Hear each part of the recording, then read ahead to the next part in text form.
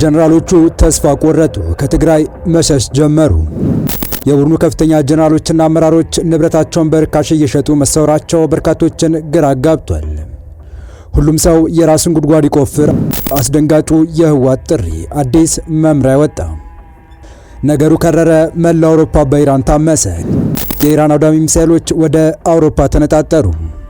ከመቀለ አነጋጋሪ መረጃዎች እየወጡ ነው። መረጃዎቹ አስደንጋጭና ግራ አጋቢ ናቸው። በአንድ በኩል የህወሓትን የጦርነት ዝግጅት፣ በሌላ በኩል ደግሞ በከፍተኛ ጀነራሎች ዘንድ የተወሰደውን ድንገተኛ አነጋጋሪ እርምጃ ያጋለጡት መረጃዎቹ በቡድኑ ውስጥ ያልታሰበ ትርምስ መፈጠሩን ያመላክቱ ሆነዋል። ህወሓት ሁሉም ሰው የራሱን ጉድጓድ እንዲቆፍር የሚያሳስብ መምሪያ ሲያወርድ፣ የቡድኑ ከፍተኛ ጀነራሎችና አመራሮች ንብረታቸውን በርካሽ እየሸጡ ከመቀለ እየሸሹ መሆናቸው ተነግሯል። በዝርዝር የምንመለከተው መረጃ ይሆናል። በሌላ መረጃ ኢራን የበቀል ፊቷን ወደ አውሮፓ ማዞሯን ተከትሎ ከባድ ስጋት አንዣቧል። ኢራን የብሪታንያ ጦር ሰፈሮች ህጋዊ ኢላማ ናቸው ማለቷን ተከትሎ ዩኬ ሰራዊቷ ራሱን ለመከላከል በተጠንቀቅ ላይ ሆኖ እንዲጠባበቅ ጥብቅ ትዕዛዝ መስጠቷ ተሰምቷል። ጉዳዩ መላ አውሮፓን ማስጋቱም እየተነገረ ነው። ሰላም ውድ የሁሉ ዴይሊ ቤተሰቦች እንደምን አላችሁ? ቻናሉን ሰብስክራይብ፣ ላይክ፣ ሼር እያደረጋችሁ እስከ መረጃዎቻችን ፍጻሜ አብራችሁን ቆዩ። ከመቀለ አነጋጋሪ መረጃዎች እየወጡ ነው። መረጃዎቹ አስደንጋጭና ግራ አጋቢ ናቸው። በአንድ በኩል የህወሓትን የጦርነት ዝግጅት፣ በሌላ በኩል ደግሞ በከፍተኛ ጀነራሎች ዘንድ የተወሰደውን ድንገተኛ አነጋጋሪ እርምጃ ያጋለጡት መረጃዎች በቡድኑ ውስጥ ያልታሰበ ትርምስ መፈጠሩን ያመላክቱ ሆነዋል። ህወሓት ሁሉም ሰው የራሱን ጉድጓድ እንዲቆፍር የሚያሳስብ መምሪያ ሲያወርድ፣ የቡድኑ ከፍተኛ ጀነራሎችና አመራሮች ንብረታቸውን በርካሽ እየሸጡ ከመቀለ እየሸሹ መሆናቸውም ተነግሯል።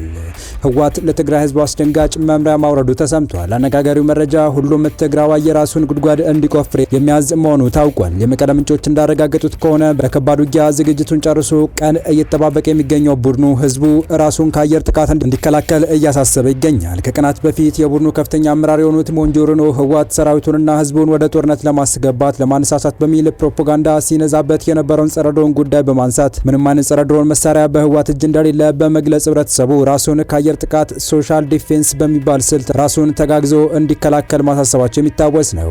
ህወሓት ይህንኑ ከጥቃት ላድናችሁ አልችልም የሚል ጉዳይ በየመድረኩ ከመናገር አልፎ አነጋጋሪ ራስን የመከላከል አማራጮችን ህዝብ ተግባራዊ እንዲያደርግ እያስጠነቀቀ ሲሆን፣ ዛሬ ከወደ ውቅሮ በተሰማ መረጃ የቡድኑ ከፍተኛ አመራሮች ህዝቡ ራሱን ከአየር ጥቃት እንዲከላከልና እያንዳንዱ ሰው ከቤቱ አቅራቢያ ጉድጓድ እንዲቆፍር ማዛቸውን የተነገረው።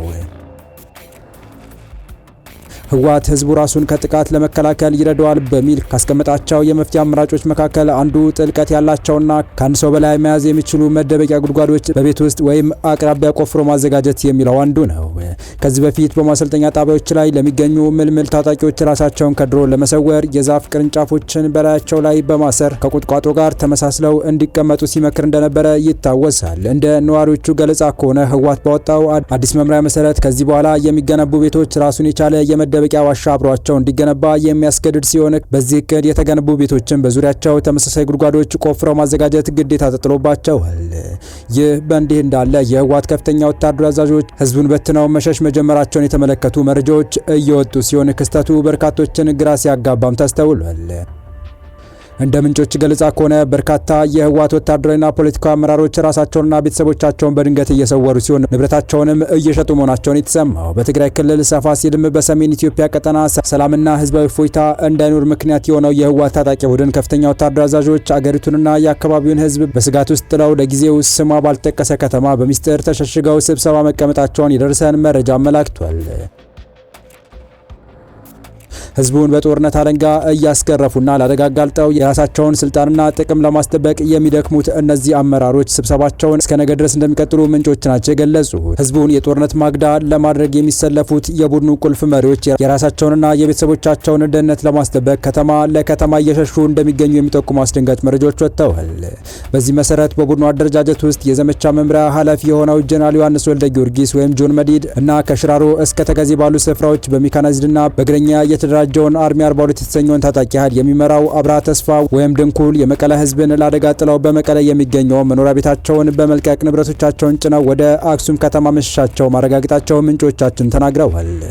የድርጅቱ ቁልፍ አመራሮች የሆኑት ፈትለወርቅ ገብረ እግዚአብሔር ወይም ሞንጆሪኖና ብርጋዴር ጀነራል ምግበ ኃይለ ተራውን ህዝብና ታጣቂዎችን ከፊት አሰልፈው ለሳት እየማገዱ የራሳቸውን ልጆች ግን ቀድመው ከሀገር በማስወጣት ወደ አስመራ ከሰደዱ ሰንብተዋል ብለዋል ምንጮች። ይህ የቡድኑ አመራሮች የራሳቸውና የቤተሰቦቻቸውን ጥቅም ብቻ የሚያስቀድሙበትና ህዝቡን ለከፋ ችግር ጥለው የሚሸሹበት አጋጣሚ በብዙዎች ዘንድ አስነዋሪና ተጠያቂ የሚያደርጋቸው ተግባር መሆኑ እያስወቀሳቸው ይገኛል።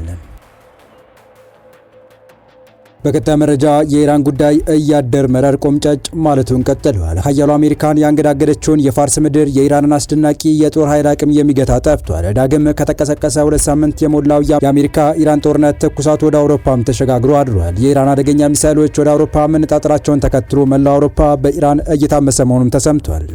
የአሜሪካ ጦር በኢራን ለ13ኛ ሌሊት የፈጸመውን ድብደባ ማጠናቀቁን ካስታወቀ በኋላ በሰሜናዊ ኢራቅ በሚገኝ የአሜሪካ ጦር ሰፈር ተከታታይ ፍንዳታዎች መሰማታቸውን ኤፒ ዘግቧል። የአሶሺየትድ ፕሬስ ጋዜጠኛ አርብ ማለዳ የኢራቅ ከፊል ራስ ገዝ ግዛት በሆነው የኩርዶች ዋና ከተማ ኢርቢል አቅራቢያ 7 ፍንዳታዎች መሰማቱን ዘግቧል።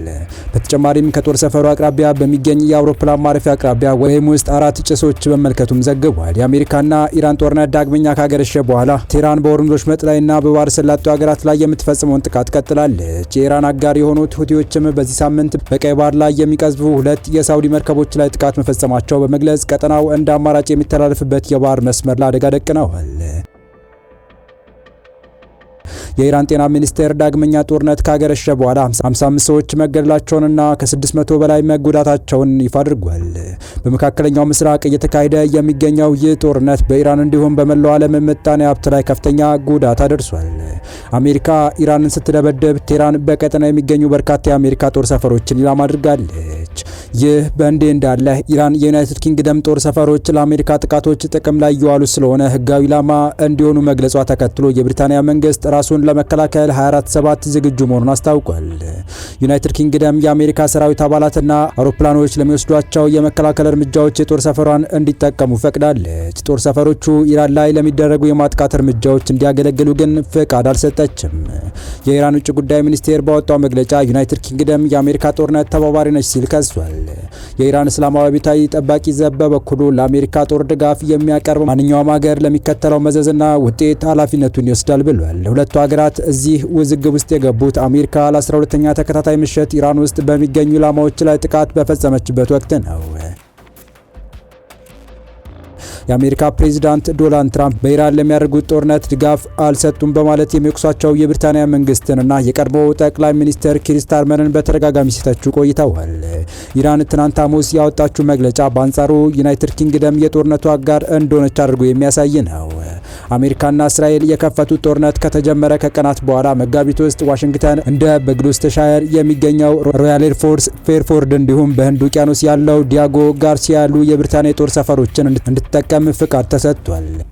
እነዚህ ጦር ሰፈሮች የተፈቀዱት አሜሪካ በፋርስ ባህረ ሰላጤ ሀገራትንና በሆርሙዝ ወሽመጥ የሚያልፉ መርከቦችን ለማጥቃት ጥቅም ላይ የሚውሉ የኢራን ወታደራዊ መሰረተ ልማቶችን ኢላማ እንድታደርግ ነው። በፍቃዳቸው ከስልጣን የለቀቁትን ጠቅላይ ሚኒስትር የተኩት አንዲ በርንሃም ከአሜሪካ ጋር የተደረገው ስምምነት ስለመራዘሙ የተገለጸላቸው ሲሆን በቀድሞው አስተዳደር የተላለፈውን ይህንን የብሪታንያ ውሳኔም አልቀየሩም። ከኢራን አብዮታዊ ዘብ ጋር ግንኙነት ያለው ታስኒም የዜና ወኪል ሐሙስ ዕለት ያወጣው መግለጫ ከቀናት በፊት የተፈጸመው የአሜሪካ ድብደባ ተልዕኮ የተነሳው ከብሪታንያ ጦር ሰፈር ሮያል ኤር ፎርስ ፌርፎርድ እንደሆነ ገልጿል። የተወደዳችሁ የቻናላችን ቤተሰቦች ለአሁኑ ለእናንተ ይመጥናሉ ብታደምጧቸው ታተርፉባችኋላችሁ ብለን የመረጥንላችሁ ዕለታዊ መረጃዎቻችን እስካሁን ያለመጣችኋቸው ነበሩ። በተመሳሳይ ሀገራዊና ቀጠናዊ ጉዳዮች እንዲሁም ዓለም አቀፋዊ የጂኦፖለቲካ ወታደራዊና አነጋጋሪ ክስተቶችን ለበለት ተከታትለን በትኩስ ይዘን እንደምንቀርብ እያሳወቅን የቻናሉ ቤተሰብ ካልናችሁ ሰብስክራይብ፣ ቪዲዮን ላይክና ሼር በማድረግ ተደራሽነታችን ታሰፉ ዘንድ አክብሮታዊ ግብዣችን ነው። አበቃን። ሰናይ ጊዜን ተመኘን።